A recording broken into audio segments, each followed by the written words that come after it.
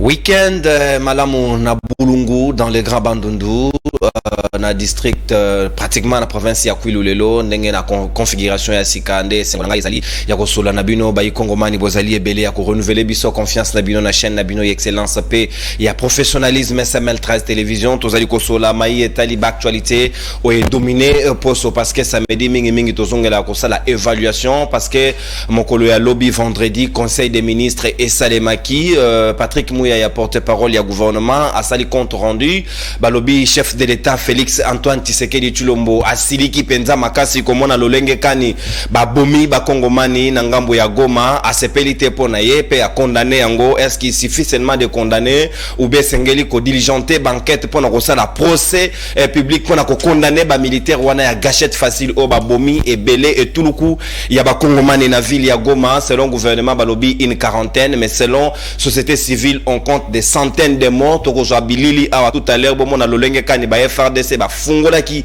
masasi likolo ya population o babanda ko revendiquer départ ya MONUSCO na est et puis lolenge kani Patrick Mouya ko ça la déclaration ya compte rendu ya gouvernement mokolo ya lobby après conseil des ministres et puis to ko zongela ko la kisa lolenge kani ba ndo ko tia bango lokola ba bétail na kati ya mutuka pour que biso na bino tozala na même entendement de fait pe sujet ya mi baleto ko zongela ezali likambo etali ba réseau ya télécommunication na République démocratique du Congo connexion ya mabe ezali kutu ata sokite lobby Vodacom na Orange ba desservir davantage population makasi penza to komitu na mutuna. Est-ce que lolenge na bangwa ko sala ezali na respect ya clientèle ou bien bazali ko sakana na ba ikongomane na lolenge na bango ya ko salela? Est-ce que lelo ba kongomane ba koki ko revendiquer ba droit na bango ba zongisa na bato ba perdre ba forfait na bango na ba o ba zui connexion comme instrument ya mosala o ko pesa bango moi le meilleur ba se retrouver na ba conditions difficiles na mokolo lobiti kino tozali koloba connexion ezongi penzate nde yango to kosola yango na deuxième lieu to ko beta di solo yango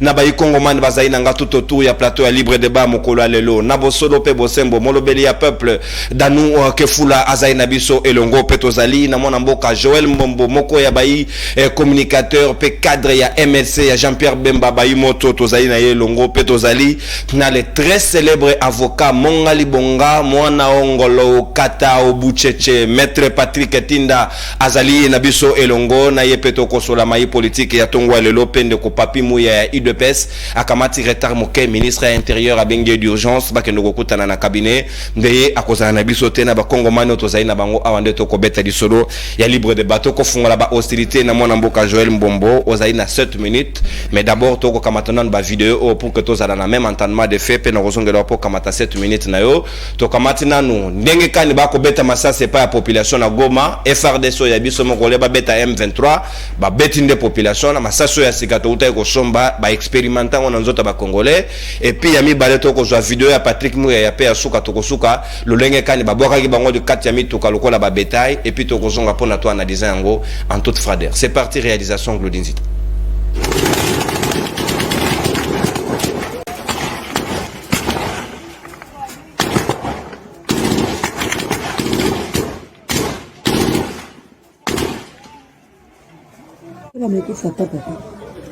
Kuko benye abakufa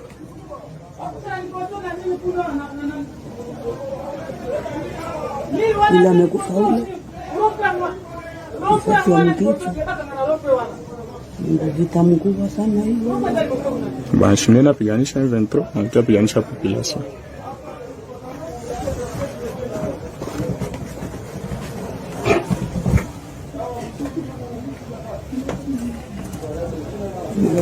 kwa mingi hapo ya mwaka hapa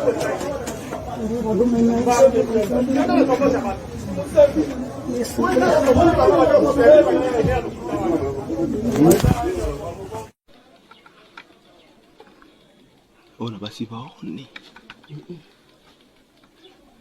bashawa batu maiti mutupu. Propos.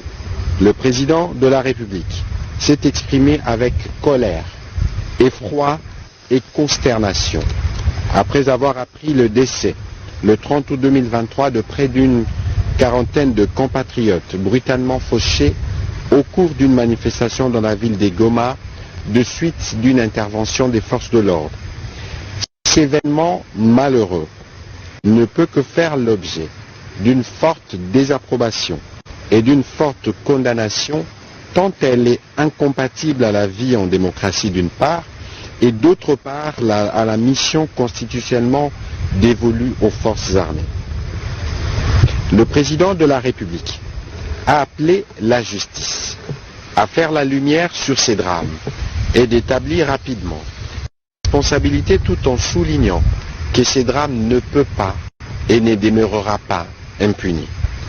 Aux familles des victimes, il a présenté au nom du peuple congolais ses condoléances les plus attristées. Le président de la République a aussi saisi cette occasion pour lancer de nouveau un appel aux forces de l'ordre dont les efforts devant être mis en œuvre dans le registre de la prévention et du dialogue avec la population qu'elle a la noble mission de protéger. Enfin, il a instruit le vice-premier ministre, ministre de l'Intérieur, Sécurité et Affaires coutumières, le vice-premier ministre, ministre de la Défense nationale et ancien combattant, ainsi que la ministre d'État, ministre de la Justice et garde des Sceaux, de lui faire rapport dans le plus bref délai sur les circonstances qui ont mené à cet effroyable drame et pour que très rapidement des sanctions sévères puissent être prises contre tous ceux qui ont été responsables de ces tristes événements.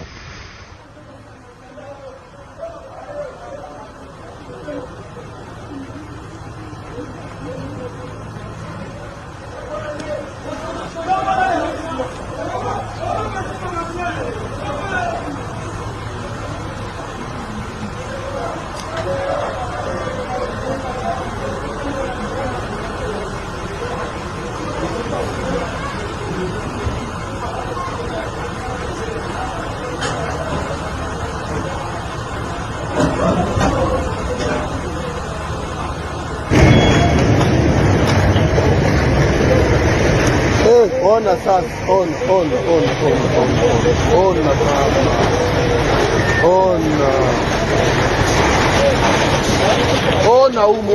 mama hii.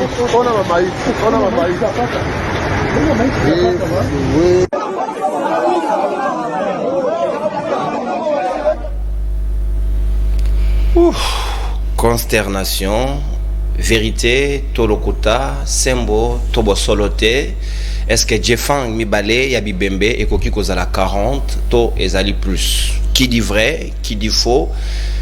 Motona Motamoni, Bilili, ezali Koloba, plus. Bon, moya Congolais, ezali sacré, to pété. Est-ce que Bakonjo Yabiso Mongo Bakomi Kobu Babiso, to pété? Mon amboka Joël Mbombo, Nako Fongo là-bas hostilité na yo, to komona na Bilili, o occupé gouvernement epesi, version de fait nae, Massaso Yasika to Sombi, na mbongo ya ba contribuable congolais, honoré souhaité to mona Wilingo Manakati ya juge Fangwana, comment se fait-il comme ils sont ba simple paisible citoyen ba ko revendiquer de part ya Monisco, o yeko sale le côté, to koma tina degré wana, est-ce que c'est correct? Merci beaucoup, cher Nono. Na pesi mbote na ba co-débatteur nanga na tongo ya lelo. Na pesi mbote na ba Kongomani o baza kolanda biso de partout. En tout cas, ces images, en tout cas, je suis consterné par rapport à ba image autorité comme on a oyo étant congolais, les a aussi la passe comme on a ba image à modèle ya boy. Mais permettre nga quand même avant nakota na mozindo ya CG oyo na zana moi quelques na zana moi biscuit moko après na kokota ngobongo na tout le belango en large. Alors tout on gérera montant d'antenne. Bon na linga ki un peu na sala moi recadrage moké par rapport à CG Augustin Kabuya parce que Tolanda qui est na sortie médiatique na ya suka ota ko sala awa par rapport à ba propos atena qui vis-à-vis na partie na biso MNC ainsi que FDC. Moi je suis pas de l'FDC mais vu que atanga ki kombo ya MNC ya ngona na ngai pe na recadrer moké na présidium Bossolo Lavater. Ouais, c'est ce que j'allais même dire par rapport à cela. S'il y a un problème, s'il y a un souci, nous sommes une famille. L'union sacrée ezana présidium yepe azana kati. Ce qu'il y a un problème ya koloba. Pourquoi il doit toujours aller dire ça devant la foule, devant la masse? Alors, ça donne l'impression, c'est comme si CG Kabuya ne maîtrise pas à quoi cause la liboso ya fouleté, à quoi cause la liboso ya masté, à perdre à pédale. Parce que lorsqu'il est en train de dire que non, MNC est profité d'un bon ya gouvernement. boyibi pona ke tozana na candidat ebele na ba élection. Oh, qu'est-ce que ça veut dire? MLC na 2018 tozalaki na opposition, to alignaki 4, donc to alignaki 500 et quelques candidats, mais au bazalaki retenu bazalaki 489 retenus en 2018. Au Yambalo to alignaki 500 candidats, au bazar retenu bazalaki 473 parce que ba misusu ba Sénat jugé que bazalaki na ba irrégularité. Alors quel est le problème il y a MLC? Alors si on essaie un peu de comparer par rapport il y a 2018 et 2023, tout le monde a quitté automatique. Mais comment il peut dire de telles inepties comme ça étant un CG d'un grand parti, tout ça? Mais je suis vraiment désolé par rapport à propos à Tenaki, et ça qu'on aurait été étant que leader numéro 1 est parti au pouvoir, et ça m'a monté. Tout ça n'a qu'à na famille, tout ça n'a besoin de que tout ça n'a qu'à na division, mais tout ça n'a besoin de tout ça na unité. Alors s'il y a un problème, tant mieux d'aller dans cadre où ils a approprié pour na kolobelango leke kolobaka ko créer ba divergence, ko créer division na kati ya union sacrée aussi longtemps qu'il y a za moto azamo ce n'est pas bien. En tout cas prochainement s'il y a des choses à dire à la malama ya mabe, je souhaiterais que alobango na kati na présidium. Pourquoi? Parce que comme ça ils a malamoté. OK BC. Alors donc voilà na kebisi par rapport à yango qui prochainement à éviter bilo comme il est ils a malamoté. MNC c'est un parti très bien organisé. MNC Bandi le loté, c'est un parti depuis autre banda ba élection à Lignakabato et belé sur toute l'étendue de la République. Mieux implanté. Donc c'est à lui de travailler parce qu'il y a na ba PC pouvoir na à travers monde à l'accès de quoi il est capable qui a luka ba bando qui ba féticher ailleurs, ce n'est pas intéressant. Alors, n'a pas encore revenir na sujet.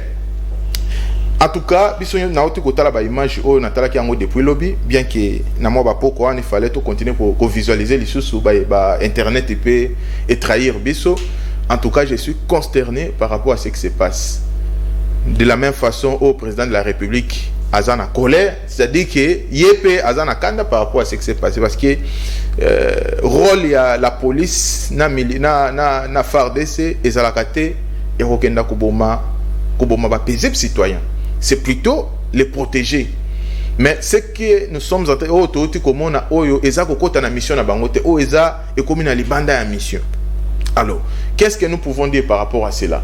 Donc, le là na niveau il y a conseil des ministres, président de la République a instruit ministre Nabiso ya défense VPM Jean-Pierre Bemba ainsi que ministre ya justice, question qui est diligenter une enquête, question faire la lumière par rapport à ce qui s'est passé. Donc dans le moment où tu as l'année plus enquête parce que tu as ce qui s'est fait est déjà fait, mais il faut se qu'on des enquêtes où ça de manière sérieuse. Mais tu ce qui s'est réellement passé. Et puis prochainement Chéribenti de loi d'ako pour la morgue et loko yeba na tatangungi bakangite yokanisi o ne babomi bato onde enquête oyeba. En plus ce sont des militaires ba FARDC ba benga commandant bataillon wa kitaki na bango ba vérifier masasa bato bazanango. C'est non cher non la comparaison n'est pas raison. Il ne faut pas comparer Kaouzalaki et Chéribien au Kende, non, ce qui s'est passé ici. À ce qui concerne enquête pour la sérieuse, il faut payer au temps. Enquête par au salango na désordre je parle sous contrôle et à mettre à Zananga Monanga. Enquête est temps. Parce qu'il faut exploiter toutes les pistes possibles. Parce que sinon vous risquerez d'avoir un résultat qui est biaisé. Alors ça demande du temps parce que pourvu que résultat au Bokobimisa et ça la peut contester. Parce que au gros ça la peut enquête de manière biaisée et puis à la fin du compte monter kobo yango prouver peut-être ba élément oeza obino peut-être botenir compte nangote et puis et bébé simbala mo makam. Alors pour que bokenda vite en besoin il faut qu'on soit temps. Bien que pour le moment pour sa population nyoso biso nyoso tout a besoin que tout le monde a lumière par rapport à ce qui s'est passé. Mais tu peux sa confiance na justice ya mboka na biso. Tu peux sa confiance na ba institution mboka na biso ba ça la comme il faut. Alors, jusqu'à ce que ça résultat par rapport à qu'est-ce qui a poussé nos militaires, qu'est-ce qui a poussé nos policiers à agir de cette façon. Peut-être infiltrer, on ne sait pas. Parce que tous en parti tout est possible. Peut-être que non, mouvement il fallait ça la manifestation à Bango, qui peut infiltrer Bango na kati. Alors, tant que la police, parce que la police, il y a un mettre de l'ordre, n'est-ce pas? Mais lorsque la police est venue, mais même manifestant, les policiers moko, lyncher sur place, bomber sur place, devant ninga na bango. Est-ce que bazalaki kaka manifestant ou bazalaki peut infiltrer na? C'est ça des questions que nous devons se poser. Ceux qui lyncher policiers moko, cela donne le droit au FARDC à refondre. Non, je suis en train de réfléchir à haute voix. Naza ko tia kaka mo ba hypothèse. Na beti na H0, na H1. Question à réfléchir pour que tout éclairer la terre de la population, parce que tout le baka du coup que non gouvernement fait gouvernement par rapport à ce qui s'est passé, n'engue ba utiliser ba arme on a de manière disproportionnée et ça malamuté, mais total a peu ba to vérifier ba paramètres mususu pour que to koya na mbebate. C'est-à-dire que peut-être c'est possible aussi que peut-être marcher ça qui peut-être infiltré. Oh bah élément ma bébé quand na kati ba créer sabotage tout le monde ba policier pour na que ba réagir tout ça et puis peut-être ba policier ba réagir de manière professionnelle y compris la FARDC. L'armée qui est gérée par Jean-Pierre Bemba. Non, l'armée est gérée par Jean-Pierre Bemba, oui, mais armée, il faut souligner que l'armée a qui pour secourir la police, comment qui limité. C'est autre monde à bêta, armée a qui n'a sima. La police n'est pas sur le terrain. Tant que la police a commis débordé, ça appel l'armée de secours à calme tout ça. Bon, bien que ça a été fait de manière haute, au monde on a qui bisous tous ça condamné au État congolais, tous autres Zélandais plus enquête et élucidé par rapport. Est-ce que vous êtes fiers de Moussala Jean-Pierre Bemba c'est quoi? Nous sommes très fiers de Moussala parce que il faut pas qu'on résume bilan à président Jean-Pierre Bemba na ce qui s'est passé. Le président Jean-Pierre Bemba est en train de réaliser des grandes choses au sein il y a ministère il y a défense. Merci. Ce qui s'est passé non. Non, il fait beaucoup de choses. Donc c'est la enquête ça pour que prochainement de telles choses et se reproduisent. Merci mon amboka Joël Mbombo. Natondio botondi. Parce que Mokonzi a assumé nyonso na ya mabe na ya malamu et surtout que dans département nae on n'a rien dit sur lui. Merci. Danu ke fula sika maloba omboka wayo.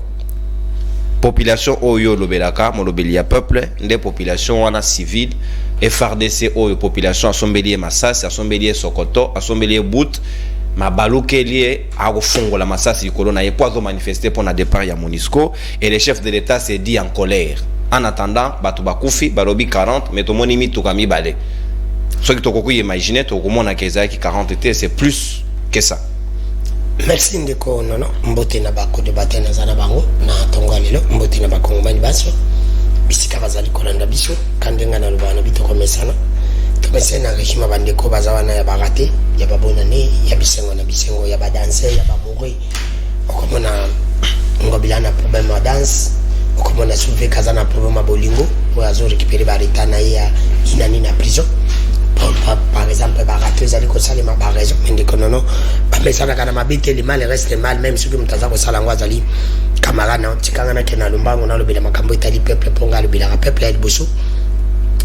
Nazali ko lobela na ko kambo ya ko na ville province ya Kinshasa nazali ko senga na tata mokonzo ko na lombango faut faire partie les DJ incompétent mais c'est le signe de il est vraiment incompétent je te dis mais c'est le signe de confond que azali DJ ya SNEL ya Kinshasa te mais ya national o comment ni pas nga na mai ndombe ko ezala raté na kina kisanga na kananga ko ezate na kisanga ni bande ko benginga même na rompo dikano na ville net ville na biso Gombe basa na ko te problème ko partout na ye awa bande ko babenga côté ya sana bazana ko te bande kwa benga kote ya mbuji kala kuti pana ngana kitambuza na vinilo adi bandundu inongo matadi banana lusambo bakota ndaka tango fo bana kuante basusu plus de 7 ans bazala plus de 7 mois bazala na kuante bandiko ya nini ya sana ba ibsinga plus de 7 ans ba bazala na kuante bandiko ya maluku ba benginga ndiko na ngano na maluku ba bazala ka kutu na kuante ba ibite depuis 2021. Tu peux imaginer ndeni pour ma cause alors bazo benga DKO ya bandal awa na baboni yo ka réponse ko pesa bango ali bino bambongo na bila fati bo pesa mteko ko suma même pas transfert yo ba ya tali pas yo ka niveau et c'est directeur à bongo moment dit DKO ya bandal on peut le laisser c'est parce que on a des gens qui est incompétent je te dis abonné moi na moi tu ta bengi azo banya biba mbongo bofuta ya mike tala niveau mboka ezaliwana ezali likambo tali peuple muzutu pona kosenga zali problème à justice balobaki que la justice a un problème nous attendons dossier Mike Mkebai tilelo qu'est-ce que la cour attend pour nous donner quand même résultat à dossier à Mokibaï. Et encore, Salomon Escadé là, jusqu'à l'autre yébité. Salomon Escadé la greffe de Bokanga qui est bolobi, Mundu qui est longui. Toujours c'est là, les 20, bon, le kaba greffe au bino qui même la cour, bazala qui supplie, même Bavoka ne baïbi en côté. Pourquoi qu'on l'a coco, ça monte du cam, monte à la cana, bino, toujours qu'on se dit avec Aïbi Kopon, on a qu'on a tkala kokoman, à quoi il va comprendre. Dans le niveau, vous, chez vous, on arrête d'abord après, beaucoup me couper ça va baba greffe wana kwa mezali pepe suko na kosuki sandeko nono eza na famille moko Mayo Emmanuel Mayo akufa qui depuis le 30 janvier 2021 nangonga 17 avant ko ya pape côté ya tata mokuti ko le bande ko kende ko pour la cause de délégation basala kasida batutaki ndeko Emmanuel Mayo akufa sur place asala ki un mois en hôpital ya ndili ba ekotinda colonel mokaga de républicain apesi mbongo pona ba ostat balobaki ba kozonga po ba dédommager famille wana parce que ndeko ana tikaki batubana misatu mo la libosa za na 8 ans ya mibale azana 5 ans ya suka azana 2 ans na ville po ba indabiji ti lelo ndiko nono ti lelo penini nini présidentiel soki la présidence kuna batinga gete selon ba enquête sa famille balobi c'est comme si le dossier a été traité dans le conseil des ministres et bon bimaki même bon wana za volé yango na kosanga na tata mokonzi ko cortège na o et tout taki mutu ndeko Emmanuel Mayo o ya kupaki sur place et le dossier a été traité dans le conseil des ministres au pesa qui instruction pas en mbongo pona ko dédommager famille na balukela bana na place ti lelo mbongo ani combattre bana na baza kosanga ba binde ko dami ki fola lobela biso e na ko ebisa mona mboka fali na tana avant ba petu baso ba région na mona kike afundi mona mboka Gauthier si na ko ebisa ndeko fali quand on critique les politiciens ici vous les musiciens vous êtes contents. On doit critiquer ma politicien, on va être incompétent, on va être boumé. Ceux qui va critiquer Karayo, comme ma justice. Mais vous avez envoyé Bouya, Bouya a critiqué aussi Ferré. Mais pourquoi Ferré n'a pas fait? C'est pour te dire qu'il fallait un bon abisso qui est professionnel avec Batunions. Moi j'ai dit à Fali, Bandeko Nyos Bazangatina Fali. Moi la musique ne m'intéresse pas, mais j'ai dit Fali pour ce que je connais par rapport à la critique qu'il y a eu, qu'on me confunda. Gauthier c'est j'ai dit on quand abisso sur ma journaliste. Pas comme on abisso dans Zela là. On est qu'on le makambo ko ça tabanze mo. Qu'est-ce que toi Fali tu as donné dans ces pays? Comment personne ne se rende pour ma politicien? Tout ce makambanze mo. Yo Fali yebisa ngata nzembo nini ya mbok ya malabo yo le bitu wala babok malende basala pour l'interview mboka bango. Les musiciens congolais vous avez fait quoi? Zongé la sujet. Non, c'est pas normal. Merci. Je te dis que moi je vous dis de konanga ya bosolo pe busembo. Ceux qui ont meki on commande la biso sur la Zela. Merci. Zongé la sujet bato ba kufi papa. Ndeko nanga nono isalinga ipasse na likambo koyoka ndeko ndinga ko bamende ndeko nono yo za ko le bolubi tala ndeko nono na ba pepa linga ka ko sala makambo ngelo bati hote Jean-Pierre Mbemba yo communauté banduka idps bango soki ya malamu salemi Fatibeto soki ya mabe salemi ali baboke na mutu accepter na awa elle va policier ba machaki ba pekisaki ba yo opposition na marche tata mokonzo kala bani bravo je félicite quoi la police parce que ba salemi sala malamu. Mais si quand elle va baver salemi, va féliciter bana. Tu vas baver, c'est pas pour du baba. La soldat ni continue, tu vas soldat Jean-Pierre Mbemba. La police va salemi sala malam Fatibeto. Elle va se mabe, on commence à chacun responsable de son secteur. C'est une continue le mot, ça va soldat ni continue. Ndeko nono ko sala nga passer na bisa kabino ke mungi ya incompétent bochaka ngatembi. Kala le modèle le kutamisi les na régime. 40 morts. Incompétence ya gouverner qui dit 6 morts. Un gouverneur le bis 6 mois, il a problème à Michou, il est voilà, il ne voit pas. Elle a zongi na ndako na timabo Michou va te mususu. Mais gouverneur le bis 6 mois, akitaki, ai bisa biso, akitaki enquête na ezaki yani. Tu vois comment un gouverneur a conquis dans l'enquête à moni ya 6 mois, azonga pesa moko babo Michou. C'est pour te dire que gouverneur incompétent. Gouverneur pas de 6 mois. Et gouvernement pas de 40 mois. La société civile n'a pas de 5 mois. Il y a ça dans la dernière. Tu connais bien, on se que le kutamisi biso pe na bilili atomoni JJ Fang. Tu connais la mituni, na kati ya JJ Fang. Tu connais ba les ali 40 bon 20 personnes à cause bon. Mutu que to dit 20 personnes ya quoi. C'est pour te dire que le kuta, na la mituni une question moko. Est-ce que ba soda otomona ki pas tu ba ndiko na wata wala combien de morts? 20. Selon gouvernement, on est sali et pas de konanga tous assurés. C'est pour te dire que n'a pas sur le peuple, c'est moto le peuple. N'a la mituni ka question mon compte de konono. On est sali mboka. Est-ce que ba soda ngo ba kenanga la formation? On va tambusa ki biso na kisasa mobima. Et ça là qui kaka po ba bon ba congolais. Ou bien po ba bon M23. N'a la mituni, na mindu ki oboso mai. Bozo mona Kagame te na winingom. Ba winingom makomi ba ndeko wana.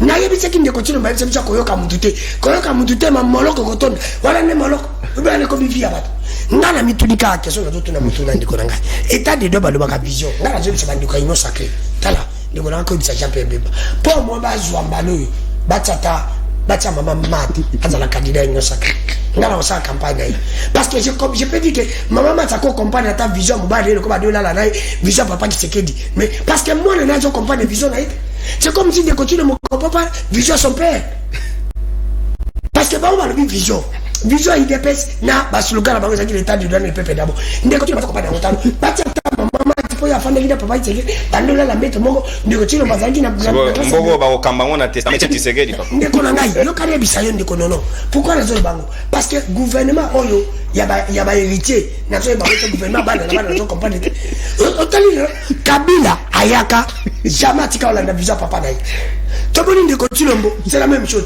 na gabo beaucoup nous sommes na mutu c'est pour bana bazo yebate visa ba héritier tolongo la tante comme ça va ta ba maman bazakana ba papa bato ata vision parce que celui qui lobi bongo tende ko na faut pas conséquent et ça la passe donc quel suite ndeko Tshilombo ba lobi batinda ke na poto po ayeko est-ce que poto nga kenda na Belgique ngo doit ngota de doit ngonde yabo parce que ba location qu'on voyager mingi ozo kei quand même ba expérience mais il y a kenda na Belgique parce que Belgique a kenda une expérience ce qui ne veut pas que pour Kabila banga ba soda na oh Kabila étranger atindi ba soda na ye ba étranger pour ba bomba ba congolais siko oh et ça les pas congolais moi na mboka ndeko Tshilombo atindi ba soda pour ba bomba ba congolais merci toi tu m'appelles habitant ndeko Tshilombo merci on appelle ami une question ndeko non to sala 18 ans et pas Kabila apa ba kamo na sap oto yoka mais to bonate mais na kati ya ndeko Tshilombo bato yo to moni oyo ba bomi na régime ndeko et pas Kabila tika na mona ngoto ndeko na nyo sakale tanga vidéo oto yoka ba boma mais to bonate nomba bato ba kufi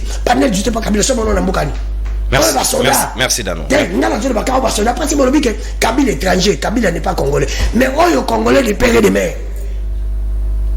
parce que moi na botama sala 12 mois ya sala lisubité anzelu siko yebisa na kamanzelu azako ça atakutu merci Dano moi j'estime que c'est lui qui est responsable ya makambo nyonso ezali ndeko Tshilombo merci on déborde d'une minute parce que ceux qui non et simbi ba ba fatibe ngana répondre à ta ba beto siko le les simbité ezana yega merci balongwa biloko na balba je crois que le gouverneur ya no qui oui Constant merci. Jour gouverneur non na deuxième prise on attend basa la banquette moko rapidement pour passer biso pour responsable va la condamner mais moi ya bisa biso enquête nini basala on peut ça tout le monde juge ya ni akufa ya bisa enquête ni pesa merci Dano na récupérer une minute la deuxième prise ya parole minutes récupérer maintenant le moment pour solo yo c'est difficile à gérer Mwana mboka Mongali Bonga, le très célèbre avocat, yo zali juriste, au comme on a ndenge makambo eko sale mela, mais on a rezo na qualité, on a tena rezo na analyste, na titre qualité analyste de politique. Est-ce que vous allez d'accord na lolengo comme on a soldat au peuple mo ka sombelier masasi, a sombelier na Sokoto, mazo tirer na façon. Mina ntoyoka te FARDC bomeli biso ta 50 M23, ba présenter biso bango bongo na kata ba jefang. Pourquoi le faire sur le paisible population au bataille kata la mandokité? Merci beaucoup de kunangai. Non, d'abord na kopesa bana mboka mbote ba ibanso ba palangani mokili mobimba bande kunangai ya MLP aussi bande kunangai ya Funa na pesi bango baso mbote na pesi ba co-débatteur ba mwana suka maître Patrick Etinda Mongali Bonga mwana Okata Ongolo Ogbusheshe akokabola bongo na bango makanisi na PCP Ombote pe merci pour l'invitation. Je crois que ça fait beaucoup de temps aux obengangaite na habité pour nanini mais na pesio quand même merci ndenge okanisi ko bengangai o toka ngai mokolo mwalelo ndeko na lingina lobela bana mboka ya mboete na simba bongo 6 bandeko na ngai oyo banso asalaka na ba prison ya Makala, prison ya Ndolo, babengi ngai balobi mwana suka prime de risque to kamatakate. Et aussi mécanisation ça pose problème. Donc ba père de famille bazo futa bango 257 000 francs congolais. Je crois que ça la $100. On les a les primes, mais bazala jamais mécanisé. Il y a des gens basali ba 15 ans bazala jamais mécanisé. Et prime de risque bazwakate nde ba bengingai na prometa ki bango na lobby soki na leki na etandoike na kobwaka mbela et pa ya bato oyo bandima bakamba ba congolais moto atindaka bango te bango moko bazwaki mokano bakamba biso soki na leki na etandoike na kolobela bango ti bakoyoka ndeko nono par rapport ya motuna oyo tuningai d'abord na ko présenter bongo ba condoléances na kombo ya famille politique ya mwana mboka maître Patrick Tinda na ba famille ya bandeko Banso oyo babungisi bandeko na bango na ekila eye ba soldat ya ekolo na biso basali na présenter ba condoléances na mabota oyo babungisi bandeko ndeko nono par rapport ya mutuna moyeyo tuningai okomona que na ekolo na biso makambo biso ba congolais tozelaka ba konzi ba militaire basali la biso basali la biso yango te et okomona ke ekela eye ba soldat basali ezali presque ndenge moko na mwana mboka Félix Tshisekedi. Les Congolais attendaient à ce que Félix Tshisekedi a traité Kagame de manière sévère, a lobelaye a marché ba moté. Félix Tshisekedi et loko moko tatikali ko sala yango te.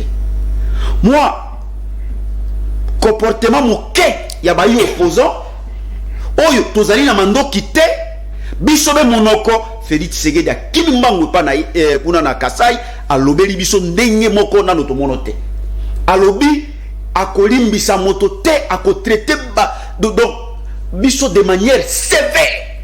Et il faut voir quelle arrogance oyo a traité ki bongo bana mboka. On s'attendait que a traité bongo pe Kagame o azonyo kolo bana comme bana mboka wana salité. On s'attendait que Félix Tshisekedi a senga dialogue inter-rwandais.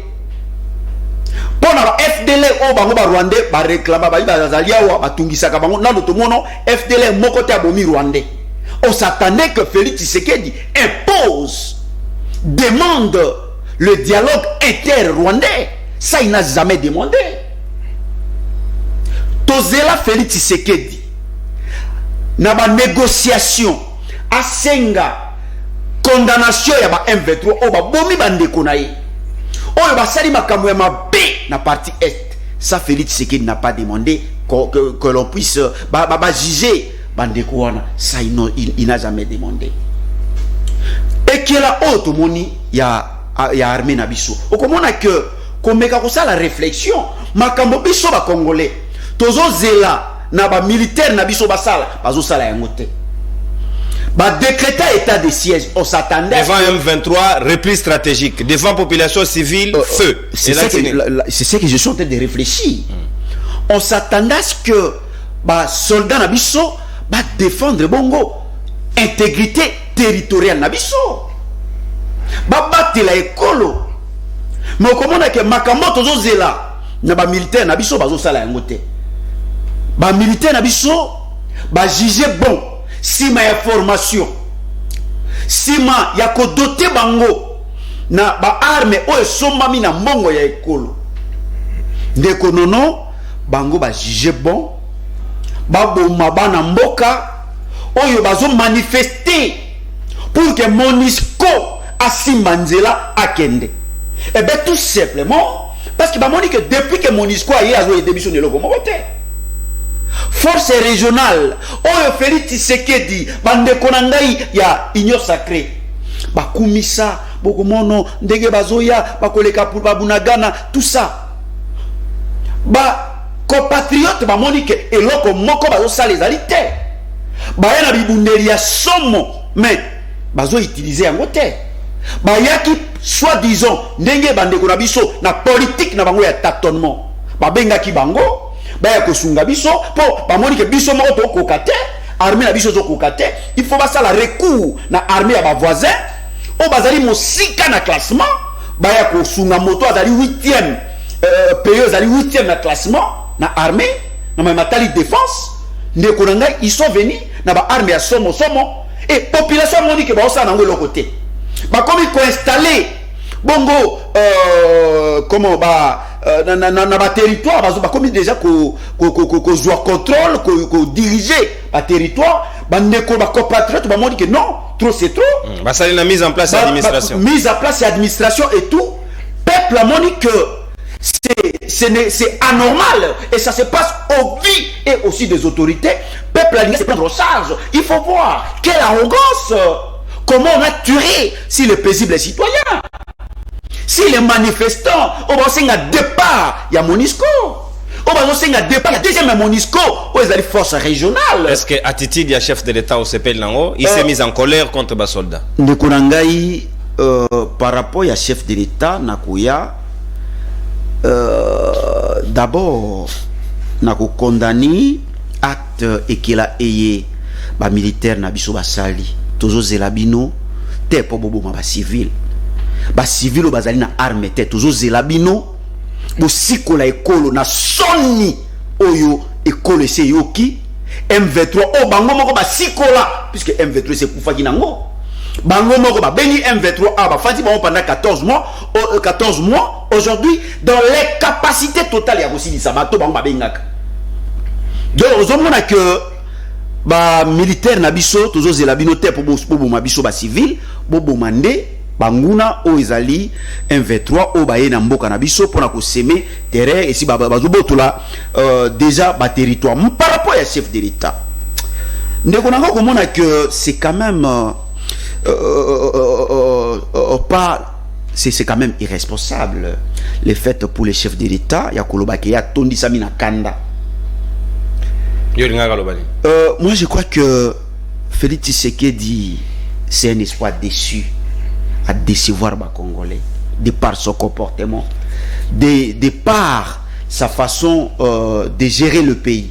Et je crois que Ndekonono il y a tondi samana kanda à continuer de présenter ma condoléance puisque aussi to lembi ba congolais ba lembi kanda na yo ba congolais ba lembi ba condoléance sango ko pesa ngomba la boni. Je crois que on est fatigué na ba colère na ye, on est fatigué na ba condoléance, les Congolais se préparent. Est-ce que colère na ye bota résultat te? Ils ont bota résultat mon côté. Gigi Yani akufa, chef de l'État a tondi samana kanda. Lelo ba enquête ya Gigi Yani kende wapi? Na bona attitude na ye na bana na ye ya Gigi Yani ni ngazo kende azo bondo bango alobe tondi sami na kanda lelo ba enquête ya Gigi Yani suka wapi avion o ya ye lelo ekoya et ça la crash lelo ba enquête on suka wapi donc ba enquête mboka na biso et suka kaka boy bon na zongela quand même ndeko nanga lobi azo ya ya kumisa kulutu nanga ja Pierre Bemba na nini na secteur na ye asali ndeko il faut que moi soni. Bolobaki nege Jean-Pierre Bemba ye to récupérer Bunagan. Jean-Pierre Bemba bientôt je crois 3 mois. Bunagan ils a toujours na maboka banguna. Ba prouesse nini Jean-Pierre Bemba sali dépôt zali wana. Oya ozo critique Kabuya tout ça. C'est le comportement de l'union sacrée. Et vous avez donc toujours un spectacle désolant. Merci. On est fatigué monsieur. On talanga avec une attention tout to lembibino. Toujours des spectacles désolants. Aujourd'hui, non, on avait intimidé, mais Tolembi Bango. Des spectacles désolants. Mais ceux qui vous êtes déçus dans ma Kabouya. Et là, on dit Bobomi Kanana Ignosa. Merci, mon amour. Merci. Merci, maître. Les Congolais aujourd'hui, merci, maître. Merci, maître. S'il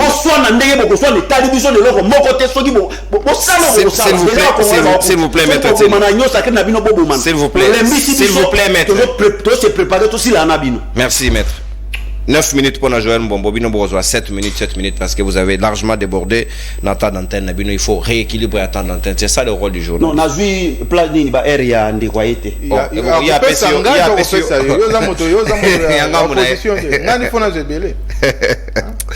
Ouais, la récupération politique. Moi, n'importe Joël Mbombo. Si quand on a besoin yo, au-delà, il y a au balongo libo il y a Bakongo man au recadré, s'il y a recadré par rapport à la première thématique, mais aussi tous les victimes, il y a mauvaise pratique, il y a réseau de télécommunication, au bazali ko to sa population te clientèle ba prévenir à bangote, ba ko kata biso ko tout monde on dirait l'état c'est à kufa na ba service na bango mobile money, soko landeli bango sous na mawe état de connexion ba pesio na délai. Il y a 24 mois de connexion, on va récupérer yango ba kuyango. Est-ce que l'État koki ko s'occuper atana souci ba congolais landa o te ba ko souffrir pour na makambo état di bateau ya ba réseau ba ko nyokola biso. OK. Merci beaucoup cher Nono. Nazako sala na no recadrage et puis nako zonga na mama ali kambo na biso na deuxième sujet. Alors nayoki ba bande ko nanga ba lobby awa. Mais sauf que bande ko nanga ba utiliser plus ce qu'on appelle le populisme. Abani nanga Danou Kefoula que j'aime bien. Alors que non, les gouverneurs étaient compétents, tout ça, par rapport à tout ce qui s'est passé, ainsi de suite. Mais est-ce que vous allez se rendre compte depuis décréter état de siège na niveau à parti est-ce que na katote de konanga moto ya moni si on place à 100 morts aza compétent? Non, le problème c'est quoi?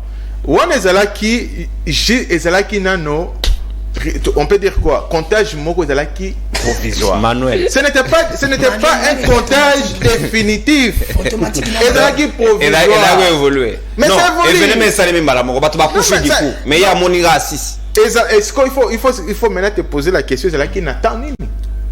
On va comprendre parce que sur Otali au fur et à mesure les heures passent ne makambo banda ko évoluer.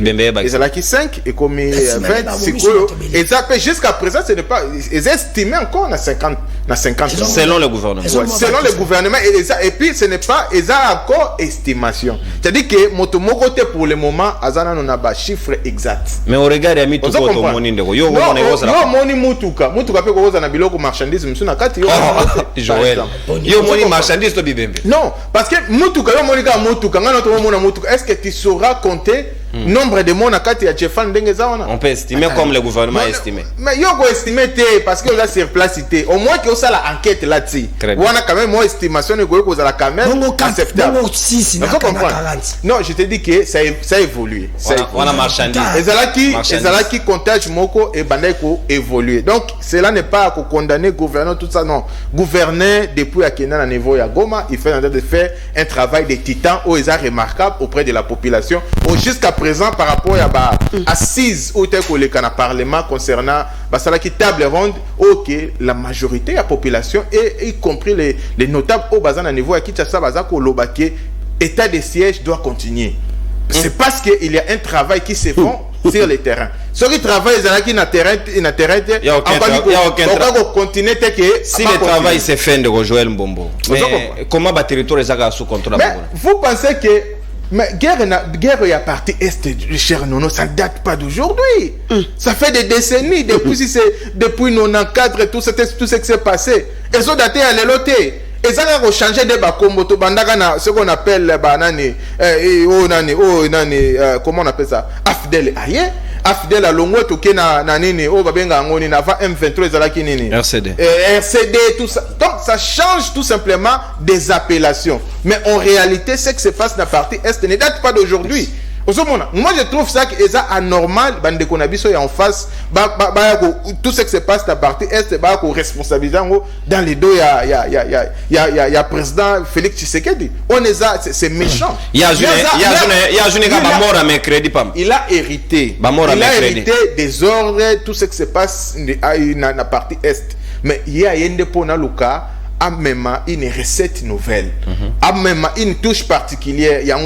Entre autres, on essaie d'avoir avec l'état de siège, pourvu que ça donne quelque chose de bon. Alors, pour le moment, état de siège, ils ont se comporté bien sur le terrain. Ce qui s'est passé dans la manifestation, est-ce que tu pouvais tenir les mêmes discours sur les familles qui ont été concernés par rapport à ce qui s'est passé? Ce qui s'est passé. On se comprend. Oh, les qui ont habité sonyo c'est un Congolais parce que makilo les autres temps na ba 20 nanga oh ils aba Congolais. Na koko sepelana kwa boité. Mais na lobi que tout ça là la part des choses. Il y a on a évoqué qui entre autres na lobi que non comment expliquer na tante na to lukaka to moi quelques réponses par rapport à ba questionnement tout ça vous se poser ah. Comment expliquer une marche qui a été autorisée qui devrait être encadrée et subitement ba commis ko lyncher les sous la police. On se comprend. La police est là pour encadrer. Et puis ce n'est pas la première fois qu'on a passé l'année dans Bangote. Et puis et l'autre baza ko revendiquer on est normal, c'est de leur droit. Monisco depuis longtemps tout ça ko décrier en gros qui a ko sala na l'autre côté sur le terrain depuis longtemps. Tout ça a besoin qui a kende. So otalipe président VPM Jean-Pierre Bemba déjà à recevoir ba konzia Monisco pendant longtemps que dans le sens que baza ko préparer déjà départ na Bango de manière progressive, il faut ba kende. Population a réclamé départ na bango. Ils sont tous d'accord na yango. Mais comment expliquer que comment qui koboma ko beta police c'est un niveau koboma na miso ya baninga naï. C'est-à-dire que c'est aussi possible, c'est fort possible que les manifestants soient infiltrés. Peut-être na ba les ba miso so mabe ba côté ba que non, to kota na kati na bango to tia des autres 13 années et puis la police peut-être à se contenir ou armée à répliquer et créer bien des sens. C'est que nous avons vécu. C'est ça que moi je suis en train de réfléchir. Mais nous avons épargné, nous avons condamné la police et les FARDC, la manière dont va se comporter. Et ça professionnalité. Mais tout tenir compte, tout ça la paix rigoureux vis-à-vis de la banque, tout ça la paix de part et d'autre pour tout dégager résultat ok et cause à la conforme. Donc pour le moment tout c'est là banquette oyo et a diligenté na niveau ya mboka télécom. Alors par rapport ya ndekonangana ni tinda maître tinda lobi awake non président Jean-Pierre Bemba zo sala elo côté mais yo moko moni misalo azo sala eza epele o soki na lobi na banda ko tangelo ko banda ero to ko kende tido lobby ou soit après demain et ko silate il est en effet donc des grandes choses au sein il y a ministère de la défense azako ça là ba grande réforme OK ils a ba secret d'état ou ils a ba top secret que je ne peux pas te dire ça ici mais yeba qui ce qui se passe dans la partie est et tika les sous micoloser belete to récupérer ba localité ou na ba territoire ou ils a conquis auprès ya ba rebelle sachez-le. Alors par rapport à kozonga na deuxième thématique na biso ils a sujet au to le belakango à tout moment cher non to le belakango. Comment expliquer client à côté à moi Meganaye et puis d'abord avant même de connaître coupure c'est passé hier mais ça fait si c'est une affaire 5 mois où vraiment je ne sens pas la connexion, je ne sens pas une vitesse de connexion pour na télécharger ne fait que une vidéo na YouTube c'est tout un problème. À tout moment, à tout moment. Alors, on se pose des questions. Est-ce que le ministère a pété un tic? Et ça, comme ça, là. Toujours se poser des questions. Est-ce que le service connexe, RPTC, ainsi de suite, tout ça, est-ce que ça l'a venu à parce que jusqu'à présent, le réseau a cautionné paisible peuple congolais. Et aux hommes, à côté du gouvernement, aux hommes, on a que baza kolande la bango te batikeli bango c'est comme si baza oh mon a laissé aller moko eza comme ça bazo sa ndenge balingi. Comment expliquer réseau boko kata ceux qui boko ça l'entretien na bino boko informer même pas ba membre clientèle na bino boko informer bango et la déconsidération boko kata biso connexion après na ko mona message ba côté logo la ngana recevoir message ya ba esquisse na bango na 23h naza kokota naza kota ah o eza problème téléphone ngani eza na problème tondengeni na toni quand même madame yo pesa oh non ngape ezokota te 2-3 personnes ah donc ça c'est généralisé na 23h tu es comme on a message ya ko s'excuser que non en tout cas baza ko sala entretien ata yo moko soki pe entretien bolingi bo sala tout le monde a quand même peu na moi régime des autres comme on a ngopé na SNEL et comme quand même moi fréquent que ce que balingi ba sala moi travail quelques travaux quelque part bazo ça quand même communiquer. Bon, ça quand même communiquer, que non, tel jour, tu as la entretien, suite comme ça, bateau va se préparer. Alors, bien besoin que ça, le bateau, de manière brisque, bateau est belé, bazan mboka oyo, ba comment ko vivre na babiloko na bango na YouTube na bango, ba ça bateau ba banque surtout. To comme na ba moment ba paiement ba fonctionner.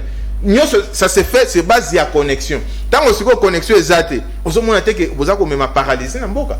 Alors, je crois vraiment à ce qui s'est passé, n'a ko interpeller plus le ministère il y a nini il y a peut-être bah ça la musala na bango basala musala bango à travers inspecteur na bango, à travers conseiller, ainsi de suite. Basala musala, basala plus suivi par rapport à réseau bazako sala makambo ndenge balingi, c'est comme si moto ko contrôler bango azate. Et puis c'est dommage, fort dommage ce qui se passe. Alors et puis ko senga na ba réseau OK, ceux qui ba rétablir bazong c'est la bateau et puis système na bango ko limiter ka moto chez moi 2 giga na bazo peso 48 heures. Et puis au travail au moins 1 giga demi ou soit 1 giga tikali allez bazong ba bouffer ngo lisusu wane komi de l'escroquerie sans parler alors biloko mai loko ba tellement nei Vodacom. Donc wana coûte ezali lisusu terrible. Ba kata na volant clé ne ba katela kango e ba raté ba utini na moto ta 3000 fois mo ba katela 1500 yo mo si 1500 mais ba katela divisé par 2 divisé par 2 c'est terrible. Ça va moi le mais belé ba katela 10 000 tout ça. Il n'y a pas moyen aussi à réclamer pas un an. Merci. Alors tout ça crée vraiment des années. Il faut que le ministère a veiller par rapport à cela pour que population quand même va se sentir que va vraiment dirigé. Natondi Obotondi. Awa gobino bofunda kabatu. Nous vous informons que nous parlons au nom du peuple. C'est une chaîne du peuple. Et le peuple n'a pas revendiqué le droit. Peuple. Vous verrez au tribunal toute la ville de Kinshasa va revendiquer le droit. Donc vous savez, nous vous reprochons. C'est ça. C'est un droit fondamental. Dans nos gefula. Mettre la constitution de la poche comme une messe. Si kawa yo zali d'accord nanga que ba réseau na biso ya télécom ba ko biso penzate boto sezatu kutu Joël alobia ba sale osaye ba kamati forfait na yo et continue entretien ba kozong sera osote ba c'est ce qu'ils a raté ba kui yango eza moyibi et sengeli ba zong sera batu ba remettre bango na bato na mais comment l'état est absent alors que yende sengelaki a sécuriser biso ba rotina lo meya ba ko kata asoué sans même vous dire quel est le taux, comment ils font l'état doit combien biso do yebite wapi transparence. Merci ndeko nono na yebite ndeko balimbisanga et na yoki ndeko nanga za koloba na mituni mon frère ozoloba en tant que congolais ou bozoloba en tant que mutani ça tobeza mutani merci je ne comprends plus vraiment parce que ce que dit aux congolais ba katio msisa ma je te dis franchement non yo au le kana plateau sérieux yo en tant que homme sérieux que je te connais, tu veux parler que état de siège est beau. Mais tu connais, il y a des avant état de siège. Ma Congolais va faire combien? Va faire combien? Tu peux me dire plus de 2542 personnes tuées. Et 2 ans et 3 mois après, c'est plus de combien? C'est 6597 personnes tuées. Source. S'il vous plaît, vous avez mal baptême. D'accord.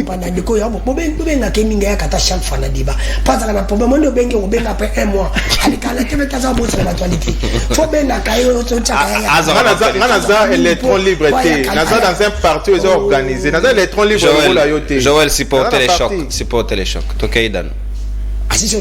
Assisi, c'est ok. Merci. Ça a été. Parce qu'il faut y avoir quand pour moi l'évolution des évoluer. Le bureau de comme c'est mon ami au Tikani. Et le coya beaucoup besoin de ça. Aux retard. Parce qu'on t'appelle souvent en retard. Nous avons la mitunier sur question. Tout n'a pas pendant la période d'état de siège. Baboto bisu bunaganati. Baboto babunagana bautu ba pendant l'état de siège. Pendant la période d'état de siège. Oui. Soit tout ça qui était de siège pour tout ça. Ndikonanga. Yo yebisanga to check on pour tout ça ba recette. Voilà c'est loyer. Est-ce que tu peux partir vraiment à la télévision? Toi, un jeune, intelligent comme toi, tu parles de ça. C'est qu'on a un bosseur, on peut bosser, mais ça n'a pas. D'ailleurs, Christian Deko, Awa, Rossi Mukendi, Thérèse Kapanga, les Pananga Kitambo. Bakou Fanga Bola, Tsaga, on a monté à l'aide. Kabila Dabomiti. Il y a presque Kabila Bomé. Ce que Batou Bakou Fina Goma, Tcha, on a Bomi, Tata Danou qui fout là. Les fractions individuelles. Est-ce que papa n'a pas tabomi? Parce que va tomber confondre les tabous au Kabila. Il y a une émission qui est fraction et ça individuelle. Infraction est individuelle. S'il vous plaît, papa. Alors, tout na individualité comme quand on a tour à Kabila, tout na tour à Moutoumou. C'est que ne continue à basali likambo na régime na ye te batu. Comment va saki na ngobila wa? Ngobila incompétent, il engage sa fatigue beto. Ça l'état qui est sans ngobila. Ngobila vous en dit. Pour la nuit, nous savons que le système a bon de bon, la héritier na poste. Héritier. Nanjye bisabino ngazo bisabino zo ngam lebocha mama ati candidate. Ya ino sacré. Ya yebi mon vision papa qui seke di poza ina bandola la nai. Mona zo yeba vision te. Bolobi ba on va ina slogan état de peuple d'abord. Est-ce que le peuple d'abord existe? Ce qui le état de droit existe. Mais de konanga quand je suis obligé de permettre bato ba marcher. Bato baza ko marcher. Baza ta na mindu kité. Baza ta na le côté. Bato tambola bon. Ce que le ba invité qui ba. Mais boyebi sa biso bala caoutchouc non. Boko ko continuer bato ba tiza ba caoutchouc te. Balle réelle. Balle réelle. Ce que ça qui Kabila. Bolongo bolobani. Kabila étranger, atindi ba étranger, pas bon ba congolais. Ndeko ti le congolais, atindi ba congolais. Pas bon ba congolais. Pas bon ba congolais. Parce que na ba mi bali. Nana zamabi. Obi ba mi bali ba na système mo na kama. Obi non ngala na $100. Na kabeli ndeko la ngai $20. Yo zana $2000. O kabeli ndeko la ngai $50. Ce qu'on a besoin ba na kabaka. Ouais, à $20. Merci. Ce qu'on va faire bon. On va oublier mon combat, on combat les livres. C'est quoi je dis? C'est la comédie. C'est la comédie, franchement. Il y a continué le mola Kabila. Nana Zaba. Kabila, ça les bisous m'avait pendant 18 ans. Mais de continuer le mola, ça m'avait pendant 4 ans. Parce que c'est mon petit 18 ans Kabila. Ma belle a combien? Tala ma belle menée. On se comprend. C'est pour vous dire que Ndikolanga n'a pas solo peu bossé. Et ça la ta passe. On dit bande ko ba vika ba na mugani zaka kuna. Awa na kinkolo bla manu ba ucho moment de ko. Azalo handicapé ba beji tu message na Ndikoloana. Bande ko la mena yebike ba police ujana. Baza ko nyoka matu na kinga sana. Ma police ujana comment tu vas ko nyoka. Ouais, la haine. Obeta vadio. Je te dis Ndikolanga. Na j'ai vidéo, je peux te l'envoyer. Bande kwa beninga. Wana enquête zate. Wana enquête zate. C'est pour dire que qu'on a ngana zo. Bozo ni ndaba bisa biso que ceux qui vont revendiquer l'élection vont mona bango wana ndi. Bozo pesa biso de ya kobangi sa biso en avance comment. Parce que ceux qui battent kobangi ça, Kagame faut bangi ça. Ça sous permet na plus fa banga. On je peux n'angola fa banga. Pour bazo ni saka biso ba congolais. Ba congolais kuto ba bunda guerre 6 jours. Ndeko ba bito lo bela bango ba fandi awa. Depuis ba fandi na 24 mbongo ba ko zila. Mbongo na bango bima voler dilapidé ba comme kufa kawa. Ba on bambo. Mbongo ikap. Pour les bino na jino bozo nyoko na biso ko mataka mata. Chaque jour tozo nyoko ma. On dit bozo mata biso ndio ngunda vivara makila. Bimo vivre na passe na biso. Après tu viens na nyosa ko le bio. Bila. Donc quel est le makabetali réseau. Est-ce que ça va passer? Atani ministre non, c'est Ndeko Chilombo. Ministre qui basse. Mais Ndeko bino comme ça ngaye. Pourquoi vous venez n'importe quand Ndeko Chilombo oh ministre c'est théorie. Et pas Kabila, je suis dit Kabila. On tient moi si nous sommes Kabila. Nenga bona neke. C'est mieux au Luganine papa. Mais je te dis nous sommes Kabila. Moule beta Kabila. Moi ça la makati Kabila be asali simo. Soit le leba ni batama ministre prendre. Qui est c'est Ndeko Chilombo? Qui a nommé ce ministre? Est-ce qu'il y a qui basa makamoto di kalmaki na ram? Qui basa à bon frère la chef de l'état papa. Qui bon frère na makamotali mboka te. Ndeko langai na mituni question boko. Na ndenge biso zo to le laki makamotali ram. Elle ma yeme ça qui basa koko zonga. Siko qui basa zongi elingi le bamboka za dirigé par les familles d'abord ou par les peuples d'abord ou par relation d'abord. C'est par relation on appelle ça la réponse. Et la famille.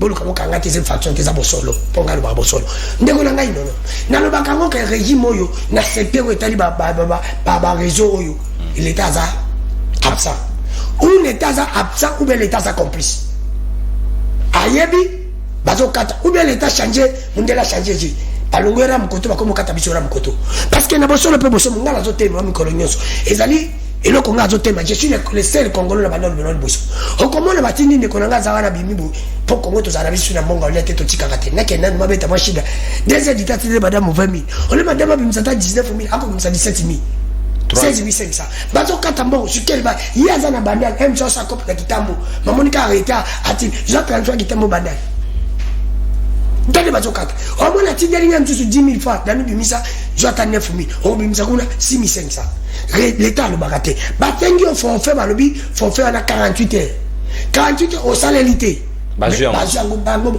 perturbation à région ya bango moko au second niveau tala régime depuis régime Kabila kutu depuis yaka biso to bando tambola na ba charger ozo kena mo espoir bikena ko kwa na lemba mais régime Kabila espèce à tête comme na ba pawo yo do na pawo na ngwana tu toi ebike on passe ça ngwana na pawo bana zana ngote chef de l'état ou dada nango yo boy quoi ato tamoli na charger ozo quoi de ya on a chargé dans la pawo tu vois régime wa bisa wa régime à Félix et écoute un paiement et matisse ba détournement et matisse ce que détournement Kabila 18 ans détournement Makasto Yoka 32 millions de chab antegi bango na kato qui va détournement kala ba on écoute ba ucho beta bicho balandi si commune à Kabila mais kala compte ba riba beta bicho na régime bango ya pas du temps on futa tout perdre combien au ministre Yencha ni député Yensi Adenosi voilà ba ministre ya binote na régime na ya binote est-ce que yango tata mo konjikolo chaque vendredi à yaka la conseil de ministre mitu na nono yo asa que jeunesse ça no banquet et c'est mbongo bima oui ba pesa mbongo mais ndé tout ça to pede mbongo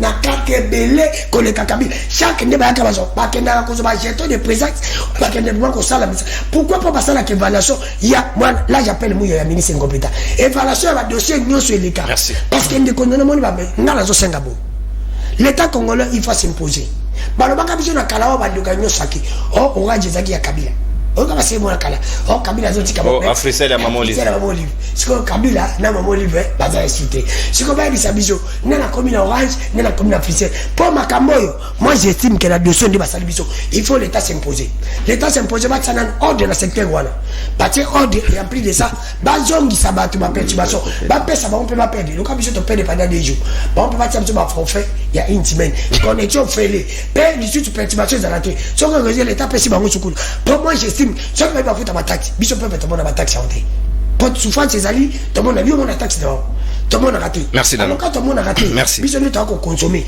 c'était on a vraiment faut pas ça merci Dano merci j'estime que merci na c'était wana moi les jetés amis parce que toujours gouvernement m'a merci Dano merci Dano merci mon avocat merci Dano bayi Kongomani numéro ezali affiché na logo libre débat plus 243 81 0244 539 soko yo kindenge na dicté yango te oposani mopanzi ya télévision na yo okomona numéro ezali affiché soki na 539 obengi biso opesi biso makanisi na yo juste après intervention à maître Tinda parce que téléphone est dans le okanga so yika maître Tinda ba dans le téléphone ouvert ndebo bengi mo message no boyebi ndenge to sala ko posani pe musika télévision na yo pour que biso to yo ka retour na yo te opesa makanisi na yo correctement au gene baninga ba susute nde yango mo messano ba habitude ya émission na bino libre de ba maître Tinda ozayi na 7 minutes et demie na yo ndenge moko baninga ba saleli pona ozongela na mayo to ko lobela sujet ya ba réseau ya télécommunication ba ko kata batu mbongo biso moko to ko yeba te na taux d'intérêt nini na taux d'inflation nini bako to sanyon sauté forfait na biso perturbation ya bango moko loba danu ke fula mais forfait ya biso ne bako kwa pe bazong sarate l'état za wapi le komoni position nga na tima boko na matama na okinde konanga koloba lobi guerre e bandile lote je me pose la question de ko c'est que ba congolais ba ke guerre ko sila te tout le ba ke guerre ko sila nangote po olobi que guerre bitumbo e bandile lote. Mais je crois que boyaki po bosili sa bitumba na yoki kolela na kolela donc aussi mba secteur oleli OK na makam ya défense kuna oleli oye na télécommunication oleli na ebité ndeko na ngai siko secteur nini pa na bilezo simba ya mutema mabe po soto bandi na secteur moko komona que ezaka kolela na kolela so ndeko journaliste zela mettre Tinda zela dans le secteur nini ya mutema mabe est-ce que mutema mabe za secteur et para bango comme secteur non bokatinga tada te nazongi sérieux yango compter la donc kolela secteur soko bandi ba sixième à chaque secteur bato ayinyo sake bakoya wa kolela na kolela alors que bozo gérer mboka quand gère les pions ne se plaît pas. Le chef de l'État se plaint de la justice. Je crois le ministère travaille pas pour se plaindre. Il y a pêche et élevage à cause de se plaindre, agriculture à cause de se plaindre. Donc secteur tout beau c'est vous voyez que ça ni. Non, boye bisangai boyaki ko sala nini. Po bolele la bato. Donc pouvoir ngo bolukai po bana ko lele la bato tongo midi po ko lela. Ndeko langai. Et vous venez ici na ebite kulutu nga bemba mutatindio po olobi dans un électro libre. Na ebite yo yelelo nani mutatindio est-ce que kulutu bemba ebi makambo ye koloba ko kumi sozo kumi c'est même yemo kazo kamwa bazo pesa ye ba moyen te pona a assurer politique ya défense nayi mais yo yawa yeko kumi ça ye obisoki na bandi ko étaler makambo kulutu azo sala makambo VP mazo sala ya défense d'auto la ndeko oso komwa mokolo na ebite pourquoi flatterie obi az mususu za aza flatterie oso komwa mokolo suki apembe bani obon koboto na moto ndeko na ngai bundela mboka esi abali oso bali est-ce que vous pensez à venir là-bas na yo?